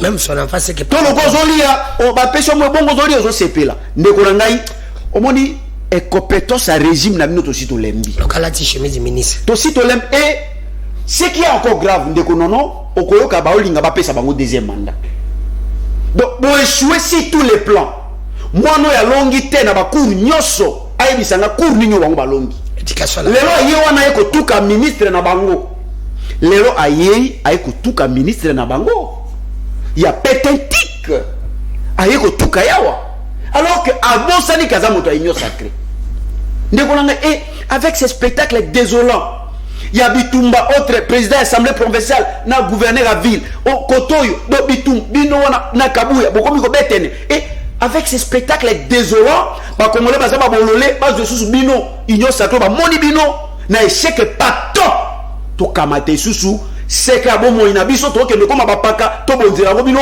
bo continuer ko sepela na ba cortège kili kilimi tout cher bon tambola ka bozo sepela mais yo kolobao par rapport à l'état de siège chef de l'état n'habite politique ni la défense au bozana le chef de l'état avait promis à nos frères que nakoya beaucoup mon nga nakokita nakozana vidéo mo bozo circuler garçon mo sengi chef de l'état kuna bia kende su na gomate ngana kende na malobo yemo ko pekisa mo konzika kende na territoire alobi on a une politique yaki nango ya défense état major et kozonga bongo na est talon de discours yaki nango discours ya ko flatter population bo bangani te état major ko yao pile le loko moko te dernier je crois ça fait 3 ans il y a de cela 3 ans que ndeki kuna lobi bo bangani te ngamoko na ko ya to ko kufa na bino to ko zana bino depuis alo atama kula tete donc ma promesse c'est tout. Et par rapport à l'état de ces temps, bazo lo banabino, bozo sa moto makasi. Tolobi que Bunagana avant l'état de ces aïna maboko na biso. Bon sikoli M23. Wana et comme moi sixième moko tabou alors que Mbata a accepté. Andimi que M23 bino ba communicateur inyo sakna ete nana tinda kabino, boyaka ya kabino moko bozo leka na betandweke, bo contredit Mbata. Alors que Mbata a dit que bo ba benga M23 awa. Wana yo moto ML so wangana. Mais Mbata a confirmé. Premier vice-président de l'Assemblée nationale a confirmé que M23 bobenga bango awa. Bozalana bango bolesi bango na ebite. Et là on y bonne ko flatter bango. Et bazonga bitumbe bandi. Bino moko ne fo boyebisa bino, boyebisa biso comment M23 c'est silaki bobenga bango awa et puis le loyo bitumbe zongi lisusu na ba M23 ba kamati ba territoire na biso pendant état de siège. Pour votre information monsieur, votre politique, il y a tâtonnement a échoué. Olobi Tomekaki. Donc bino boyaki na pobo meki la batu makambo. Tomekaki vous avez le comment essayé Bomekaki état de siège. Ah! Wana na yo kiango bimi na maloba na yo. Donc bino bozoyaka na babilo mo boyaki na ngobozali na vision moko éclairée te. Essaye erreur komeka meka ka ba makambo bomeko esimbite bolongwe na o. Donc c'est comme ça que vous gérez le pays. Donc notre pays est géré dans tâtonnement boy. Télécom, réseau. Bolingi to pesa bino susu chance nekolanga ça c'est susté. To moni bolumbu na bino polele moto sa bino confiance. À moins que ba congolais ba bololé pour batika bato ba tâtonner sur tous les plans. Agriculture, aucune politique, pays à vocation agricole. Les autres comme quoi pays à vocation politique, toujours bon tagrabe ba parti politique, toujours bon tamaka chaque jour à parti politique.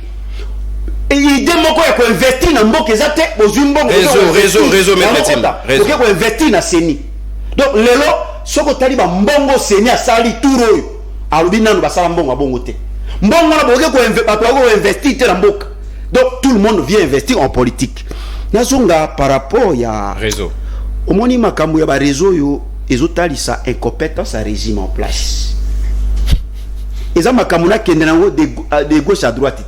Ce qu'on a une constitution, c'est l'État qui doit nous garantir. Même l'État doit garantir, l'État doit protéger. Mais comment on a que est-ce que compétence il y a ministère il y a pétentique parce que les lobby il faut au kabola oh likambo boloba ministre oh boloba na oh mais bango tout comment on a que va travailler na vision tata mokonza école. Ce qu'on y a un ministre, bisobe vision tata mokonza école. Tout ça masobe na vision na. Mais si vous vision mes amis. Tout le bac les vision Tshisekedi d'échouer. puisque toujours comprendre de l'autre côté na kulutu nanga bemba be vision tata mokonza ekolo sikoyo na secteur oyo ya petentique vision tata mokonza ekolo ezanini po ezalaki ya koya ko arnaquer peuple oyiba biso mbongo na biso ya ram ti lelo eloko moko te oyo ndenge reba réseau ezo nyokolo bana mboka est-ce que bino aoye yo pokomi ko condamner alors qu'on a une union sacrée qui est censé protéger la population. Mais bino, à cause des compétences notoires, condamner alors que quand on gère les pays, on ne se plaît pas. On agit. On introduit des facteurs, voulais-je dire, correctifs. Quels sont les facteurs correctifs? Puisque vous avez vu comment Kabila avait géré ce pays. Merci. Quels sont les facteurs correctifs dans le secteur où on a Ram? Merci. Koyiba peuple. Et aujourd'hui, Koyo Kayo, aux Samoa sembla que condamné, alors que les alliés peuple a Sibir et compétence. Yabatoyo. Oh, il faut tout bon, ça pour chasser. Merci, Maître Tinda. Téléphone ouvert. Je suis déçu. Merci. Par rapport à Sige Yamotuna Nayo, les alliés compétence à battre. Bah, si je benga benga biso les alliés à cause des compétences notoires Yabato. Et donc, secteur mon côté Simbi. Merci. Dans le lobby secteur am tema mabeka ende Simbi. Mbote ndeko na ngai obengi biso ya pe komo nani? Mbote ndeko nono na bengi bino na commune ya Masina kombo na ngai Iva. Ouais. Ouais, bon, nazana nuko pesa molimo ndeko ngwanda ayepema na kimia parce que ndeko ngwanda lobaki na biso ke ndeko Chulombo ayepona a favoriser occupation na ko balkaniser mboka. Mais balobi état de siège. État de siège ba nazotuna mutu ya union sacrée. Frontière na biso na 3 pays wana. Ezalaki ya kokangama to ezalaki fait. Ya liboso. Ya mibale. Balobi ke non ba tuandosa la marche wana bazalaki représenter menace. Bazalaki na minduki. Mais ba ebisaka biso o makambo eleka na aéroport Kabila mutaboma batu na aéroport. Maintenant batu na pe bazalaka na minduki de ba soda ba beta ba masasi. Eza pasi. Merci. Merci ndeko. O afali référence na affaire Mukongo Bila o Kabila asilana na bango. Bonjour ndeko nono eza pasi pona ndeko na biso ya MLC adana respecté na bandeko bakufi babomi na Goma ndeko Rodezi depuis Ngadema. Mbote ndeko na ngayo bengi biso ape komo nani? Ouais, ndeko nono na bengi bino depuis Ntsele na Kinkole, c'est monsieur Ardo. Ouais.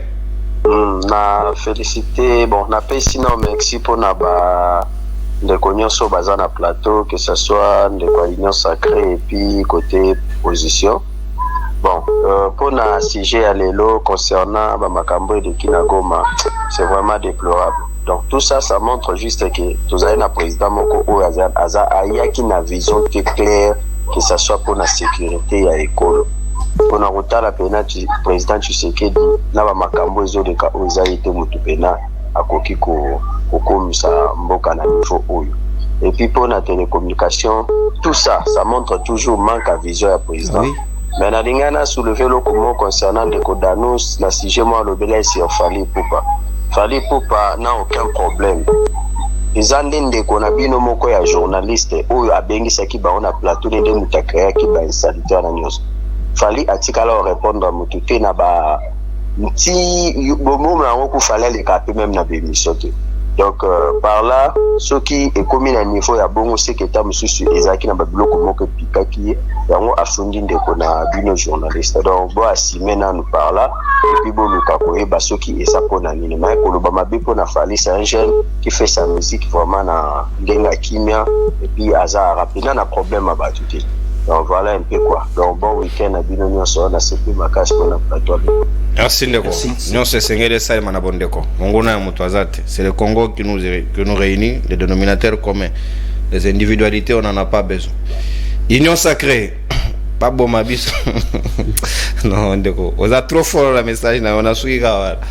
Mbote ndeko ilunga zoko kota ilunga mwana Masina. Mbote ndeko bengi biso ape komo nani? Na bengi bino banda kumina Masina. Toke indeko. Comment on a ndeko papi na ina loba pona ndeko wana ya MLC wana ye bango nye bazabu ya zoro bakinzalaki ba marchandise. Est-ce que bato wana bakufi baba baza ba marchandise me kona baye? Quand même boza na bolingo ya mboka. Bande kwa bakufi baba ndiko na biso. Biso nyonso toza na souci atake bande ko ya ko ba marchandise. Ce que ça peut faire parce que ça l'argent. Il faut pas qu'on comprenne un petit peu le gamin na dino. Mais c'est que bato ba biso marchandise no que ça n'a pas si yango. Mais ce qui bitumana est c'est baba ndiko na biso. To se piate que yeye bakufi batadi sur les matins mais parce que bunde za biti pona départ ya Monique. Et ça que nani Monique a ça de l'autre côté mais ça que pas d'aba marchandise donc ça n'a pas de document marchandise voilà. Merci. Merci Ndeko. Antonio Botondi. Eza avina yo par rapport à sujet na mambo ya kolekela mboko. Nande otombe na bengi bino ba penser que mbanteke. Bon, na lina lo bana kwa makambo ba réseau. Les camarades réseau so to somo na o ezaka continuité ya ram. Moni ndenge ba bande ko ibe sombongo na ram. Le yango moni to kwa to chiki makelele ba moni ke na ba continuer système ram ya te. Ba yo kana bata ba réseau comme ça ba katela ka biso ba ba ko sa ki za optimisation ya réseau. Bon, ndeko ya MLC alobi ke ndenge bazo boma ndenge ba bomi ba to kuneza kisekeli ke ba loba eza nani.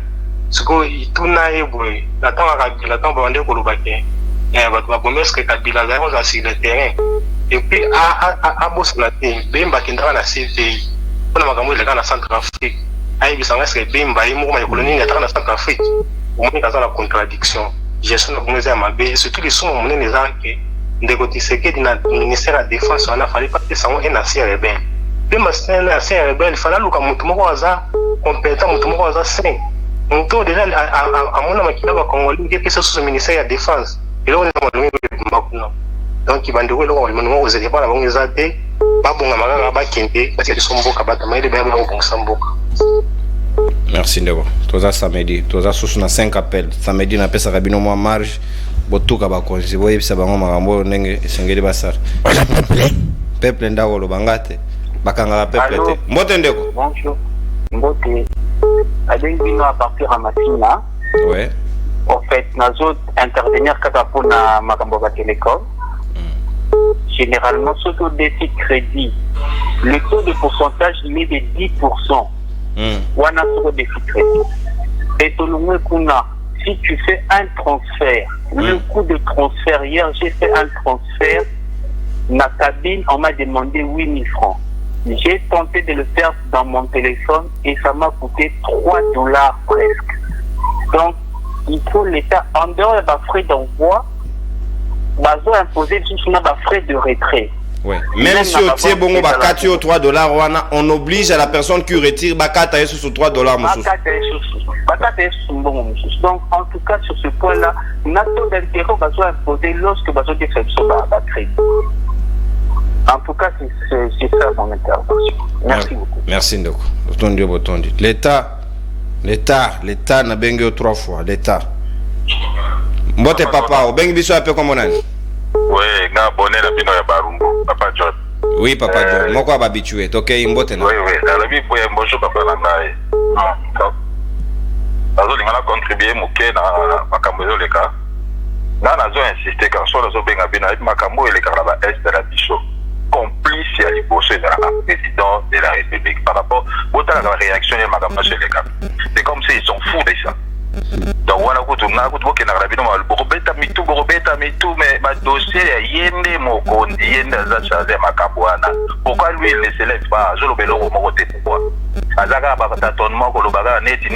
Il est complice. Voilà, il est côté peuple, côté la macabre, on a vision, on a complice.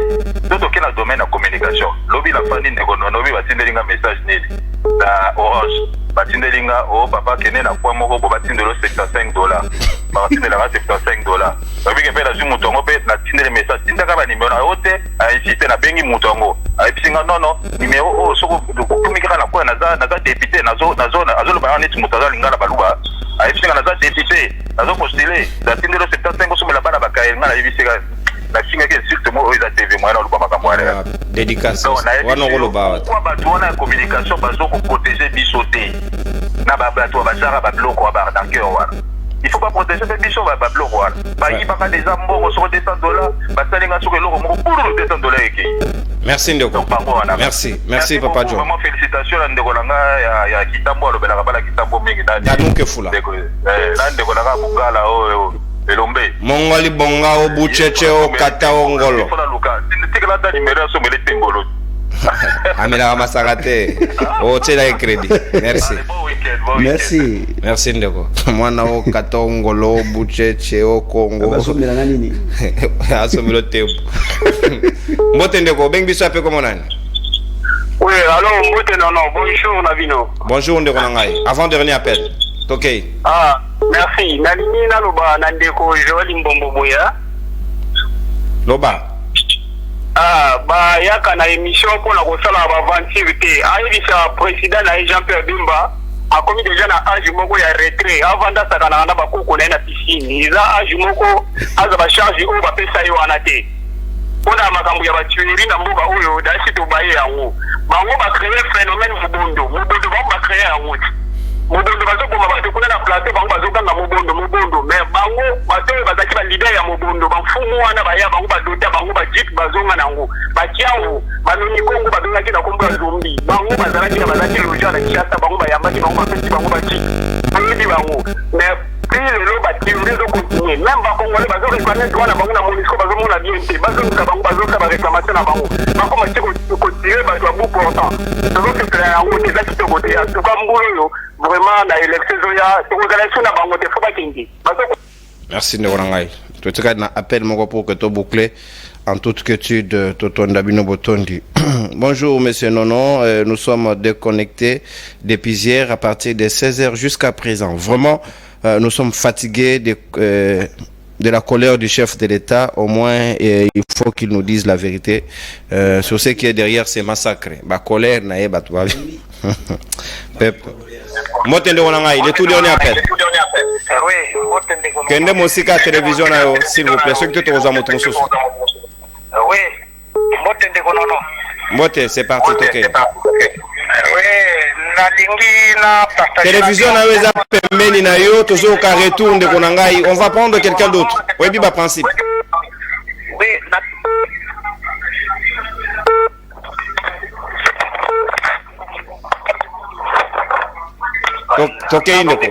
Loba.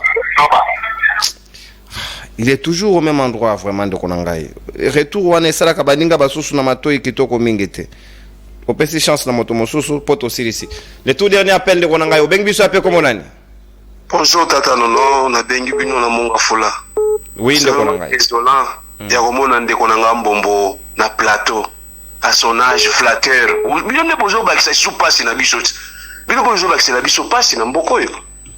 Parce que ma tenir va proposer à retenir dans le tableau. Il y a un biso ba jeune. Tout ça fait combien de temps bino 5 ans. Bon pesi biso musalani. Ozo ko défendre makambo na tableau. Makambo zo sale mawa na nani. Na bandu ndo. To ko bana goma te na bandu ndo. Insécurité totale. Butie nini kona. Oh non, enquête ko salema. Enquête ya nani ozo salema te ba mobondo. Kaka na goma ndebo kende ko sala. Juste nani ya kufiao. Chéribin Kondo yaza tile lono bokondite. Parlement kimia un notable lokola wana bolobi le côté. Botika boko ka le côté botika biso papa. To lo kam to mususu ya bien. Bile bosa ben compétent. Oh ibulino sacré ba mi binyo so botondi kuna. Ba détourner bosali combien depuis bino boye. Mais karabino. Oyo nani ya secteur ya nani enseignement yi wana koma ya bino non nani Tshisekedi nyoso tekaka na nani ezaki Kabila assumer que vous avez un compétent bino titulo mbona bino bokende ici papa. Merci de kosiligate to bien ko sala passe bosiligate ndoko moka encourager danuke fula bia linga ka eminga za ngambo masina na moni pe Mitterrand ilunga za ko landa biso en direct alinga kota mais fort malheureusement on ne sait pas vous prendre parce que c'était le plus violent de bataille qui n'a possibilité ko kota bande ko ngai Joël Mbombo non Joël a été beaucoup chargé à koki ko rencontrer bango en 1 minute. Merci beaucoup. Na sepeli na ba parole nyos bande ko balobi na kati na esika oyo na répondre monsieur Salobaki a tourné par rapport à frontière na biso eza ouvert tout ça mais jusqu'à présent avec ba pays on a bien qui baza ko agresser biso mais jusqu'à présent ba frontière nano eza ko kangamate.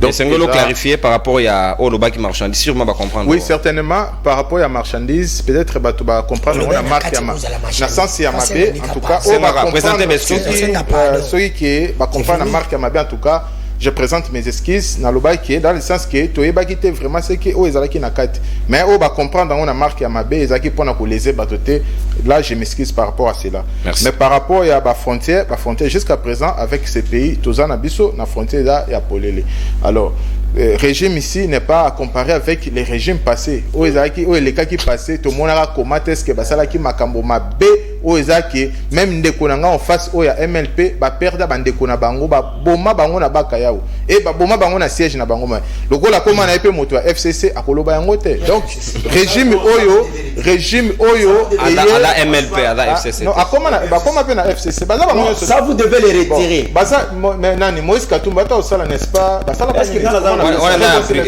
mais baza ensemble moi je t'informe si tu n'as pas l'information donc baza ensemble ce n'est que normal à défendre bango malgré tout ce que le régime Kabila a fait à notre économie. Merci Joël, une minute là.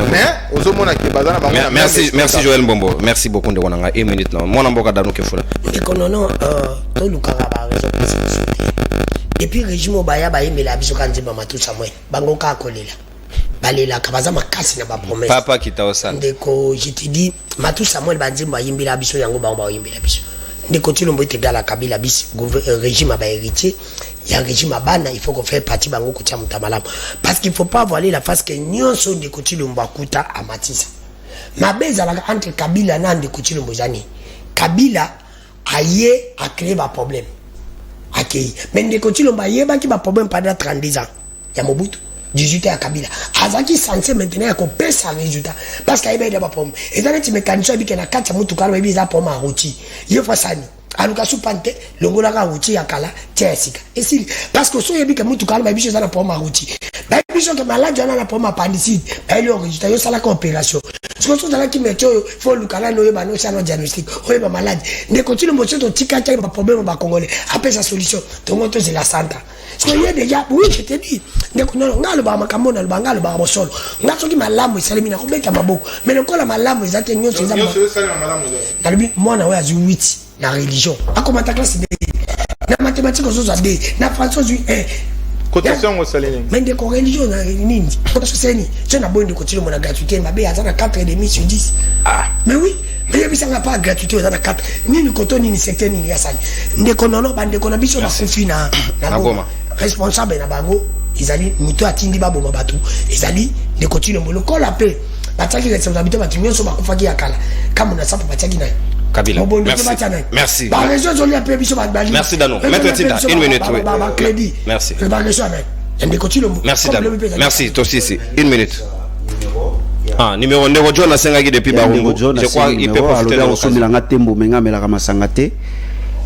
Plus 243 9 90 13 69 67. Donc c'est simple. Donc 0 09 90 13 69 67. Vous savez, moi je suis pas un flatteur. Et puis la situation que rien ne marche et puis il faut flatter à la télévision. Il faut rappeler que les âge à flatterie. Âge à flatterie. Lumumba et les autres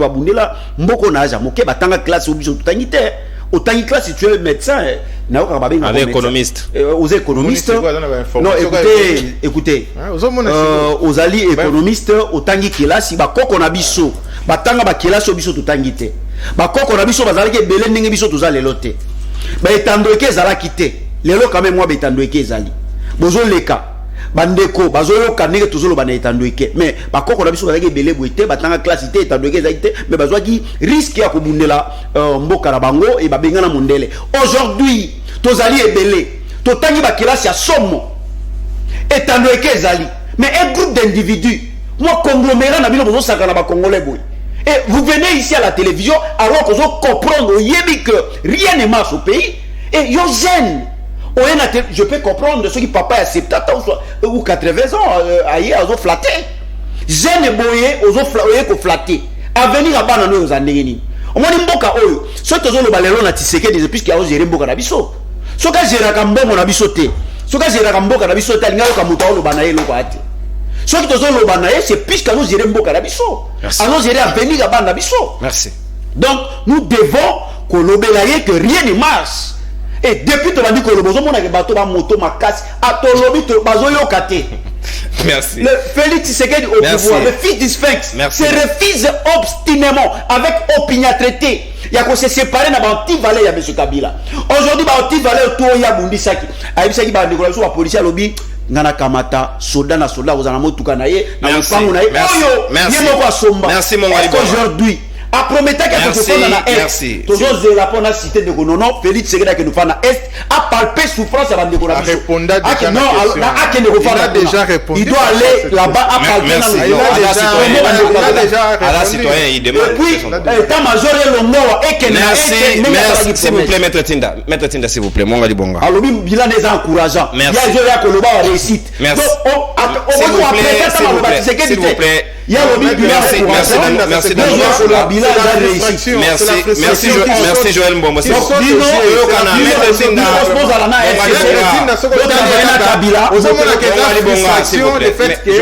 Peut-être